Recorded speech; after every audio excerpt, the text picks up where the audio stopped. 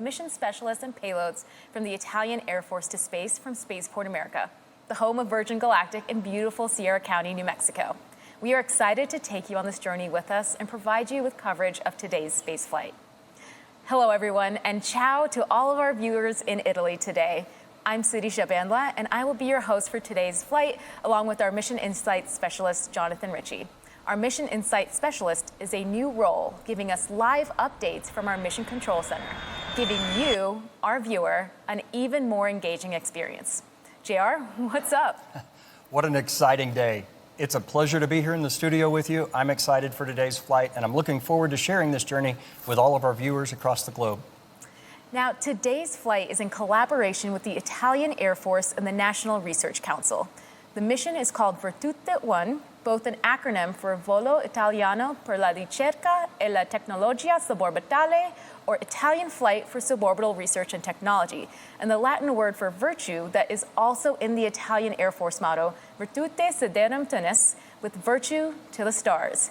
Now, today's flight is already well underway. Our crew on board our spaceship Unity took off, made it to our mothership Eve at around 8:30 a.m. Today will be our 6th space flight and the start of our commercial service, when we take research and private astronauts to space, having successfully completed our thorough flight test program with Unity 25 in May. Virgin Galactic Spaceflight can be carrying our future astronauts for the spaceflight experience or researchers conducting science. This flight will also be the first solely dedicated to research, and Unity is carrying multiple research payloads, which are experiments that are worn by the mission specialists or installed on the rack on board, which will be gathering data and running an array of scientific tests during the spaceflight. Our spaceflight systems can carry both humans and research experiments to space, or both on the same flight. Wherever there is a seat in our spacecraft, it can be removed and replaced with a payload rack. These racks hold payloads that are typically scientific experiments or instruments that will gather data while in space. Today, our cabin has both seats and a payload rack to allow our mission specialists to maximize the research they conduct on board. The Italian Air Force and the National Research Council's mission will include more than a dozen payloads, which will be examining a spectrum of research spanning from the biomedical field, thermofluid dynamics, to the development of innovative and sustainable materials in microgravity conditions, leading to space technology to continue the innovation of human spaceflight in future vehicles and here on Earth. Now, our vehicle system is uniquely positioned to carry out this incredible science, contributing to our curiosity surrounding the cosmos, as well as increasing our understanding of our very own planet. The work done in space gets invested back into the people here on Earth. Now, I could talk about the science all day, but let's first check in with the vehicles and see how we're progressing. JR? Yeah. Earlier this morning, we saw a perfect takeoff here from our runway at Spaceport America and beginning our mission specialist ascent to release altitude. Mothership Eve is currently continuing that climb with Spaceship Unity on its way to the target launch altitude, which for today is 45,000 feet. In addition to a launch altitude, we'll also be releasing at a designated launch point within the airspace. So while you may see we are already at that launch altitude, we get there rather quickly, we'll continue to complete our flight path until we reach that designated launch point. Everything's looking great. Like I said, we're at 45,000 feet now, and it's just a beautiful view you get from up there. I can imagine the crew is taking it all in and preparing themselves as we get closer and closer to that big moment. Sirisha, you can provide us with some unique perspective here, having flown on our first Unity crewed test flight. Does this bring back memories? Oh, absolutely. I mean, when I went to space on Unity 22, one of the crew I went to space with that went with me was Colin. So it's really, really thrilling to see him go back to space a second time. We took moments along the way to soak it all in. The journey of space, I mean, it begins well before takeoff, and actually it lasts well after we'll stop. And seeing all these moments, in like the climb, where the energy and the anticipation is high, it really contributes to that incredibly holistic experience that Virgin Galactic is bringing to the world.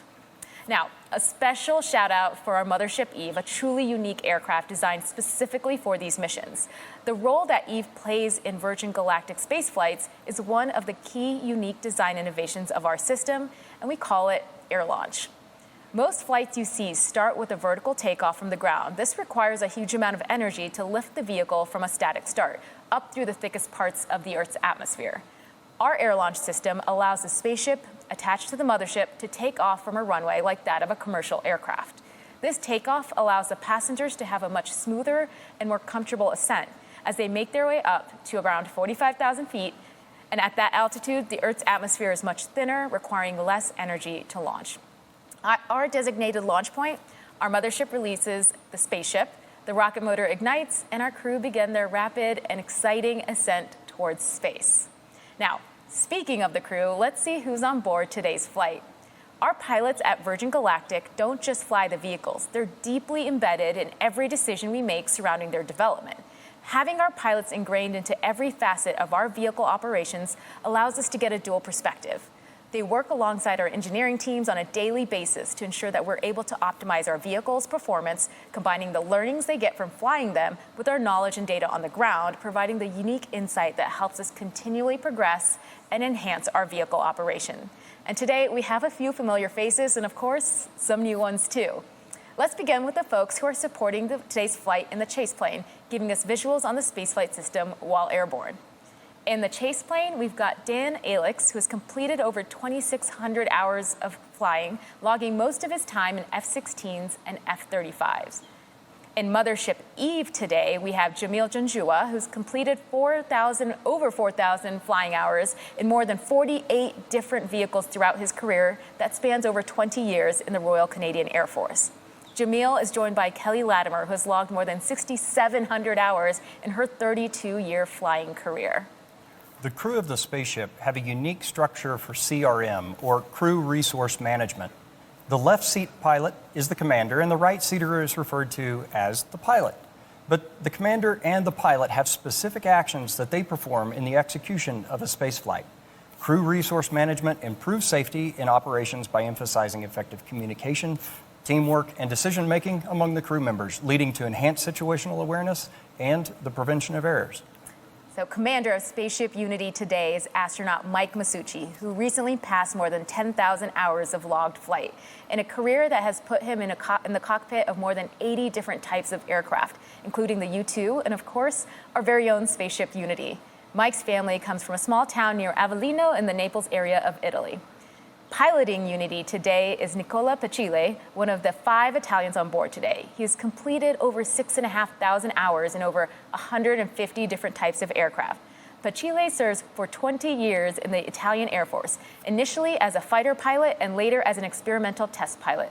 Nicola was born in Udine in the region of Friuli in northeast Italy. As you can see, our passengers today will be flown into space by some of the most accomplished and experienced pilots in the world. Now, joining our mission specialist in the cabin is our astronaut instructor and fellow Unity 22 crewmate, Colin Bennett. In his role, as this is our first dedicated research mission, he'll be calling out cabin instructions and mission phases while evaluating to continually improve our customers' experience.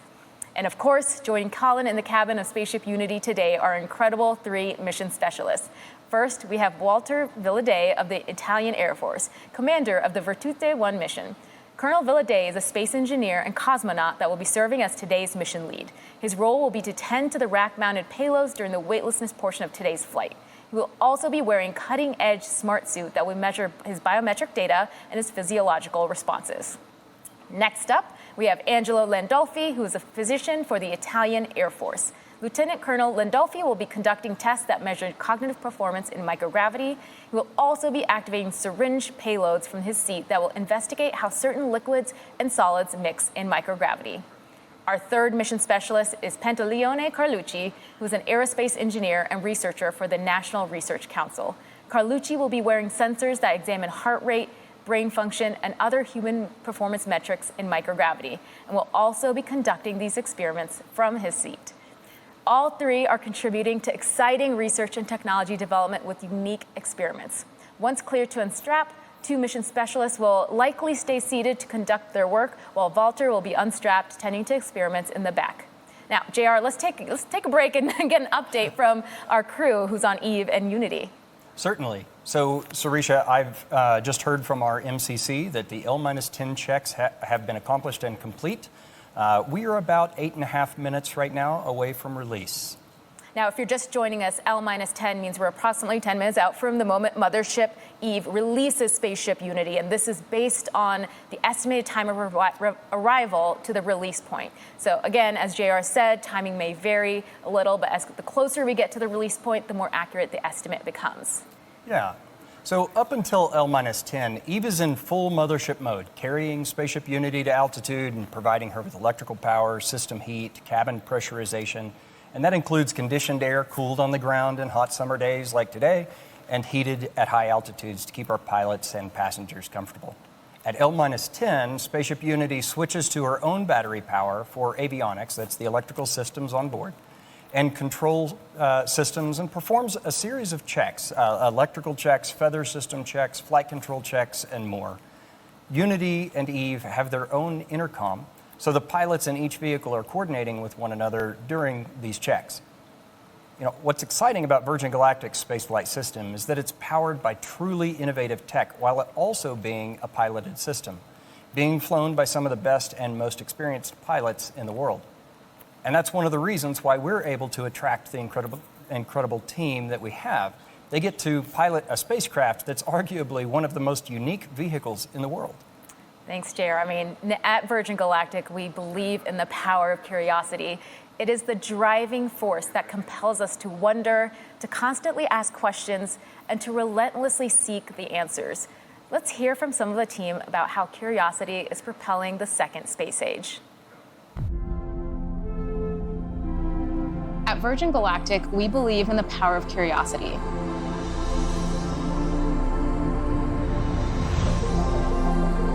Humans are an adventurous species. It's very natural for us to want to go and explore space. But we have an opportunity to be at the very birth of routine access to space. It's going to be transformative. This first commercial flight is a research mission conducted by the Italian Air Force, featuring human researchers and payload experiments. We're able to further the technologies and the research that end up helping to better human life here on Earth.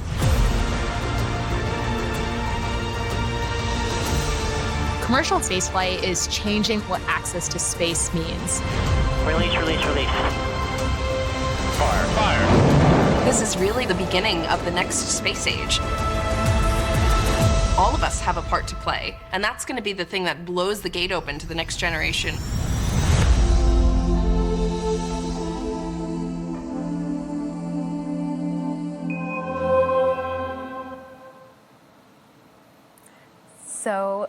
So inspiring. I can't wait to see where our shared curiosity takes us next. The Italian Air Force and the National Research Council have definitely used their curiosity to fuel their exciting experiments being conducted on board today. They are using the suborbital space lab to the fullest. One of the experiments being conducted on board today is the neuroplasticity experiment. This is a passive experiment consisting of cell culture flasks containing human neural cells in cultures that will fly in a pocket of the researcher's flight suit. The experiment will test the ability to maintain stem cells in culture during suborbital flight and test the early effects of hypergravity, or high Gs, and microgravity, or low Gs, on neuroplasticity, which is the ability for cells to adapt to their environment. Data from this flight will be used for insight into physiology and pathology, but also be used to investigate biological processes for human spaceflight future missions, and to study and develop new agents for therapeutic purposes for people here on Earth. Now, this is just one of many experiments on board for this mission the crew will be looking after. And speaking of the crew, JR, can we get an update? Yeah, so we're about 4 minutes out currently at this point, and the pilots are ensuring the spaceship is in the launch configuration after going through the various L-10 checks, confirming that all the settings are go for launch. This is also when Spaceship Unity will isolate the air supply from Eve and prime the rocket motor by opening the backup oxidizer valve. Once these actions are complete, the pilots will seek clearance from the MCC, that's shorthand for the Mission Control Center, for release. So MCC it consists of experts from various disciplines and departments across the company, and they're verifying checks with our crew every step of the way. I don't know about you all, but I can feel the anticipation building just watching the screen. I can only imagine what it would be like to be on board right now. It must be incredibly exciting. Exciting is definitely an understatement at this point. You're just anticipating the release. I can't imagine what the crew is feeling. And they're anticipating the release and really everything that happens afterwards. So maybe, JR, you could give us a quick overview of the profile? Yeah, after release, the crew lights the rocket motor, and Unity's trajectory to space begins in that horizontal release position before turning towards space, a maneuver we call the gamma turn. The rest of the rocket motor burn will occur in the vertical, and everything after release through the completion of the rocket motor burn is called boost. Boost is only one of multiple phases of flight that our unique system experiences. After boost is feather. Now, sometimes when we say feather, we mean the tails of the spaceship, and sometimes we're referring to moving these tails into what we call the feathered configuration. It can be confusing, but I'll try to be clear what I mean when I say feathered today.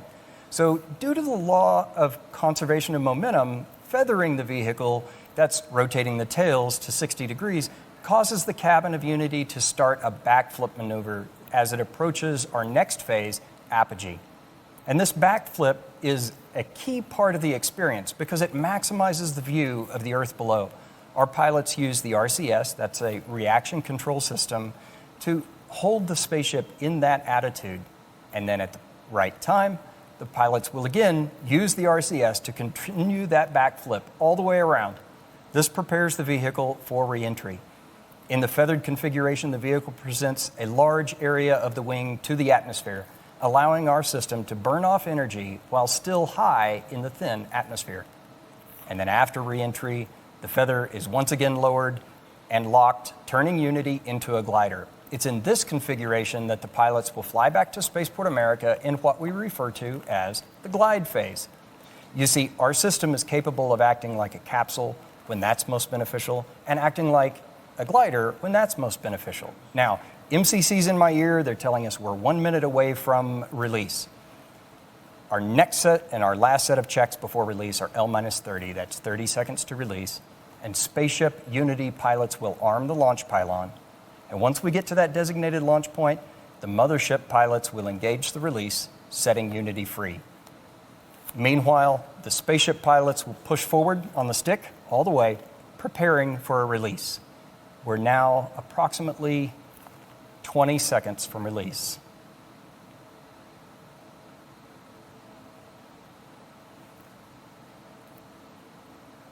10, 5, 3, 2, 1, release, release, release. Ignition. Good control. Trimming, that's pulling the nose up. And trim is set. We're now traveling at approximately Mach 1.4. There's max Q, that's the maximum dynamic pressure on the vehicle. Those on board are experiencing about 3 Gs at the moment. The trim is complete and Unity is in the vertical, headed toward space. Mach 2.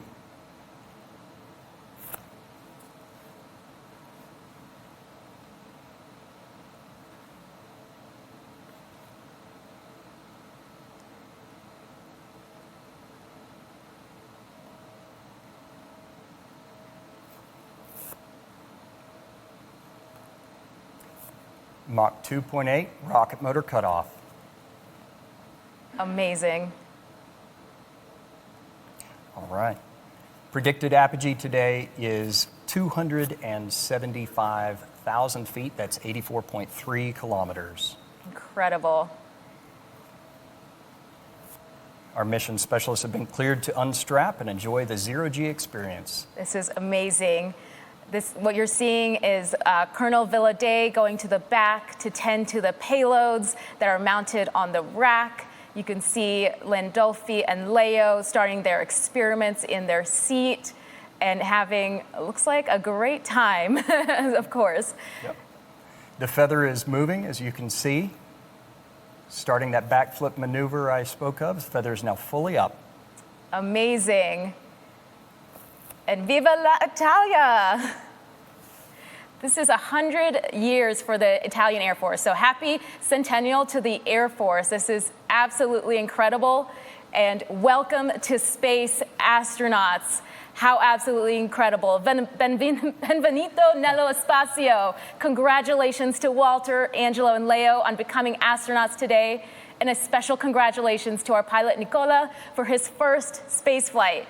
Welcome back to space, Mike and Colin. This is absolutely incredible. Wonderful. You can see I'm tripping over my words because I can see all the excitement here. And we've also trained our astronauts as part of our training program to, at apogee, go to the window and take a look outside. So you're seeing them take a look and really reflect and take in the view, because all of the science and all of the research that they're conducting on board is for that vehicle, for that planet that they're looking out on. It's really that science and research being invested back into this planet, and it's important for them to reflect and see where their hard work is going. Right. We have achieved apogee at 85.1 kilometers or 279,000 feet. Incredible. The pilots are currently completing the backflip maneuver, orienting the vehicle for reentry. Now, just before 0.1 Gs, the pilots will give that return to seats call to the mission specialists. And our training team has worked this portion of the flight out so that it's very natural and intuitive for our passengers. You know, when we talk about space travel, a lot of people know and they expect the boost portion of flight to be loud and thrilling, and of course it is. But what's interesting is that the reentry is actually very similar. So as supersonic air flowing over our vehicle in the feathered configuration, shock waves form on top of the cabin, and those are audible to those inside. And for those of you on site here at Spaceport America watching from the ground, you should hear a double sonic boom as Spaceship Unity once again breaks the sound barrier. We're currently at Mach 2.5. Incredible. And just back to 1G as we begin reentry. And those views are just absolutely amazing. Yes.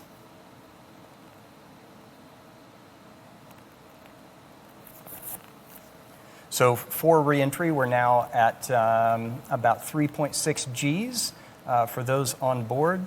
The crew will orient the attitude of the spaceship so that when we come out of reentry and feather down, we'll be pointed toward spaceport. We're now subsonic and at 75,000 feet. And the unique part of our design is as a vehicle that can get into this feathered configuration. We're a glider, we're a rocket, we're a glider, and we're a capsule at the right phases of flight that help our unique design be safe and effective for the mission it's at. That's right. We're at 61,000 feet now, continuing to descend in the feathered configuration. When we get down to about 53,000 feet, the pilots will command lower of the feather again and reconfigure the vehicle back into a glider. The views are just so incredibly amazing all the way down, and it's just part of each phase of flight has its unique experience. It has the ability to also conduct science. Our payloads that are on the rack are conducting and recording data all the way through each phase of flight. So you get hypergravity and low gravity data and that transition in between. The feather is almost completed, the feather down. It is now down and locked. Those watching from Spaceport America, now's a great time to go outside. Unity will be coming into view, and you can cheer on the crew as they return to Earth. Now, the mission specialists on the flight are supported by an incredible team on the ground from both the Air Force and the Center for National Research in Italy, who designed and developed the research being conducted on board. Space-based research is an incredible capability that is being opened up by suborbital vehicles like our own spaceflight system.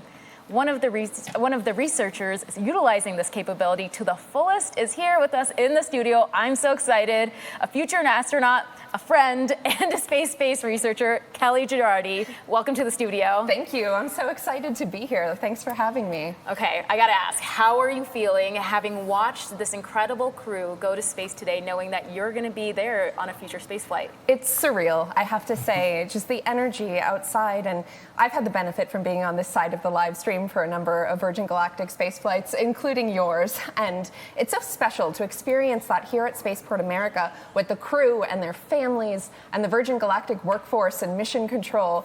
And it's emotional. I remember during your space flight when I heard release, release, release, I burst into tears, and I'm glad that my mic was off during the live cast, but it's the profundity of human spaceflight, and I'm so ready to be on the other side of this live stream. It's incredible. I mean, this is my 6th space flight, and you probably saw I was tripping over my words. I just couldn't get it out because of the excitement. Exactly. And so you're on a future dedicated research mission. Could you tell us a little bit about the science that you're going to be conducting? Yeah, absolutely. So I'm flying on a dedicated research mission. I am representing my research institute, the International Institute for Astronautical Sciences, and I'm going to be doing healthcare and fluid research in space. I'll be wearing a wearable sensor system to take biometric monitoring. It's called the Astroskin. It's currently worn by astronauts on the International Space Station, but my flight will be the first time we're collecting data during the launch, re-entry, and landing phases of flight as well. And then fluid research. To help design, I'm going to be looking at how fluid behaves in a container in microgravity during flight, and that can help inform new designs for life support systems or syringe design for administering medication in space, things like that. So I'm very excited. I can't wait. Me too. I cannot wait. So what role do you see suborbital vehicles like VSS Unity playing in future research? Yeah, it's critical. I mean, this is a new era of access to space, and there is a tidal wave of scientific research that can benefit from this platform. You know, we've done a lot of work, a decade of work here on Earth, iterating with payloads, payload operations, technology iteration, international collaboration, parabolic flight campaigns where the aircraft takes that roller coaster profile here on Earth, where you get short bursts of microgravity. That's amazing for quickly iterating on technology, but to really validate it, you need high quality microgravity and you need longer duration exposure to microgravity. You need to be in space. And so I'm really looking forward to the availability of Virgin Galactic as a platform, not just for the scientific community, but for academia, for students, for so many. So I'm so excited to get to be a part of that. Yeah, absolutely. So I know you did not plant this question. Everyone watching should not plant this question, but Kelly, I loved your book, not necessarily rocket science. I did not plant that question. But part of the appeal of suborbital vehicles is really opening up the aperture of who can do science and technology. And this is just another science lab for people to utilize to further whatever field of research that they're in. Can you talk about some of the other research fields that are utilizing these kinds of capabilities, maybe even at IAAS? Yeah, absolutely. It's really multidisciplinary. It's not just space science. My colleagues come from such a wide variety of backgrounds and fields of research. I've been particularly motivated by some of my colleagues who are doing research related in space, related to the quality of human life here on Earth, human health and well-being, whether that's biomedical or pharmaceutical research, or even new ways to approach telemedicine or, technical instruction for remote or extreme environments. I just think those are use cases that are so compelling and interesting to me to really use space to benefit life here on Earth. It's absolutely amazing. And I love how you speak about this industry because you've been an advocate and a part of this industry for a while. And can you talk about what drew you to the commercial space side? Yeah, absolutely. I have long been an evangelist for the commercial spaceflight industry, and I've really been inspired by it. I have a deeply rooted belief in the potential of this industry to open up access to space, to truly democratize access to space, certainly for science communities and for the research community like myself and the crew of Galactic 01. But also for civilians of all disciplines. I really do believe that the space age is a broader cultural movement and that our next giant leap will require the talents of artists, engineers, and everyone in between. Space is our shared past and our shared future, and that's why I wrote not necessarily rocket science. Okay, well, we're going to be getting to landing soon, but I wanted to ask if you had any parting thoughts before I release you to go cheer on the crew as they return to Earth. Yeah, just awe, excitement. I'm sure you can tell. I'm just, it's amazing to be here. And just deep appreciation for all that goes into this and all that this means. I know this is the beginning of routine and regular commercial operations, but to me, it will never get old. Oh my God, thank you so much for Thank joining you. us here. I'm going to run down and welcome that crew back. Thank you, Thanks. Kelly. All right, this is just an absolutely exciting time for the research community. I mean, the excitement off of Kelly is just palpable, and I can't wait for us to be cheering her on as she does her research in science and space soon. So let's check in with our crew on their descent back to Earth. Absolutely. So we are just over 11,000 feet. For those of you here on site, Unity just crossed over the field and is making another circle around in the pattern. Beginning those landing approach, passing the waypoints that we've designated as part of our energy management plan. So the pilots have joined up with Chase in the pattern, and they're discussing that energy management plan. They're going to be landing today on runway 34. That means from south to north. And for those non-pilots tuning in, those numbers represent the first two numbers on a magnetic heading of the compass for the runway direction. So for example, 34 is 340 degrees. The landing gear is now down and locked. We have 3 green. That means all gear are down and locked. And we're making our final approach to the runway here at Spaceport America. We like to make left-hand turns for our approach. That's because the commander is in the left seat, and that provides the best line of sight for them as they come into the landing.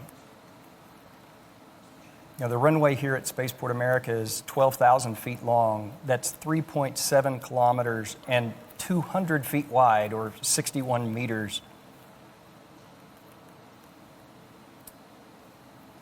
1,000 feet above the runway. 500 feet.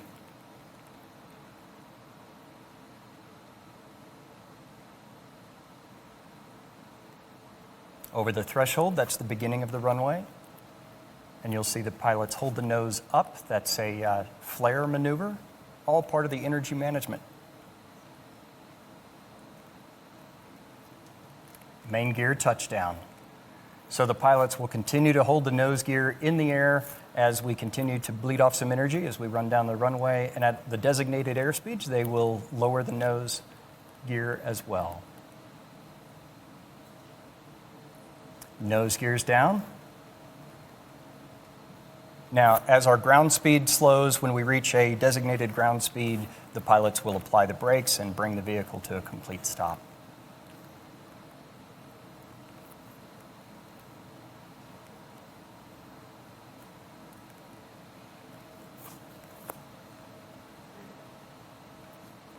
All right, braking now.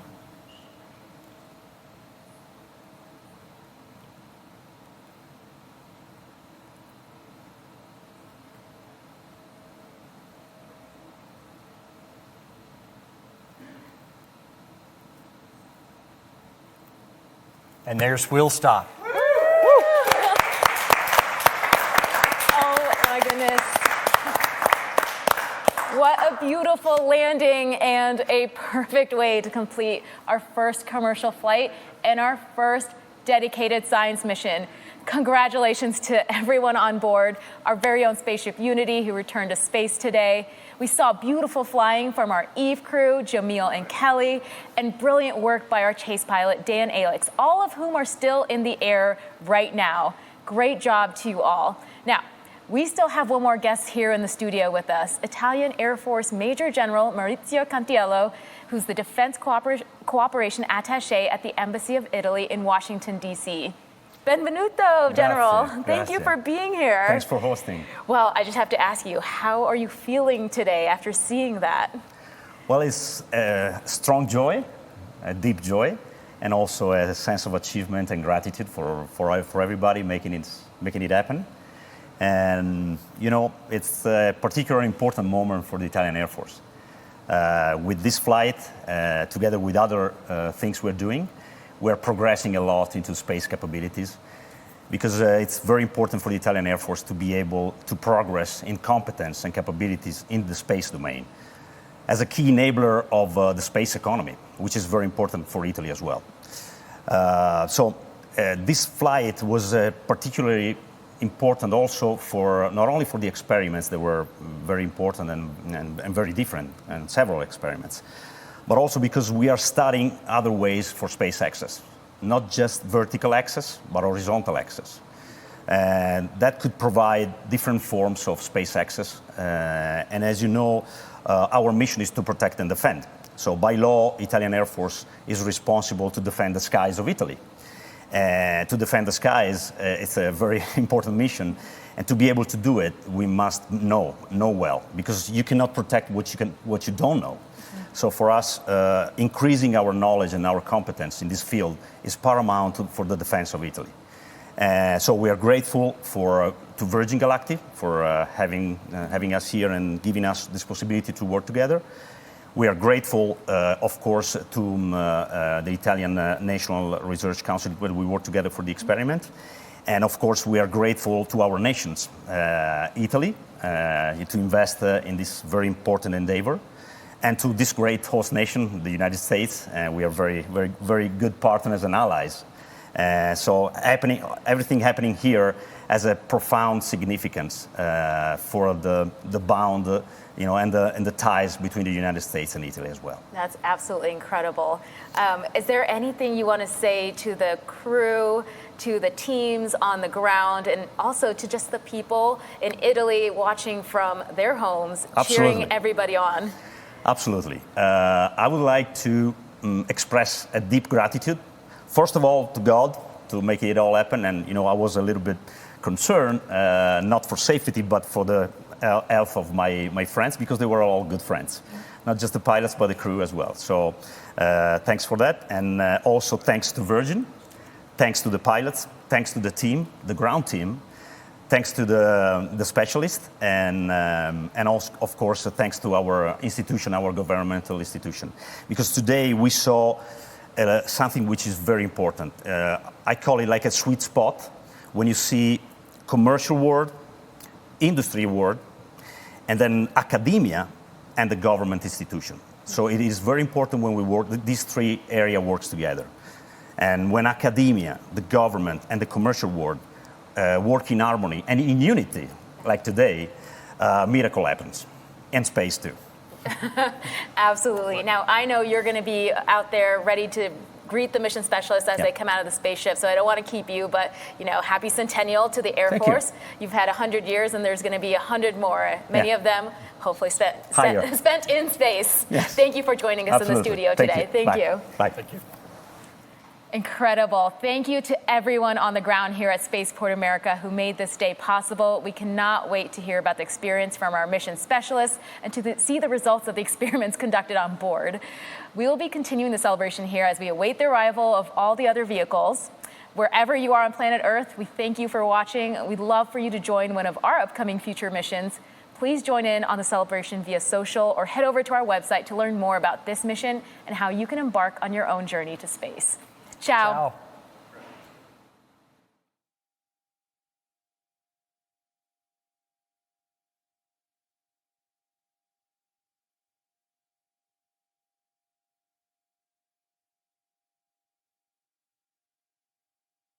This concludes the mission of Galactic 1 at Spaceport America. Thank you for joining our broadcast.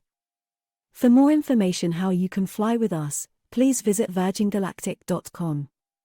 See you next time.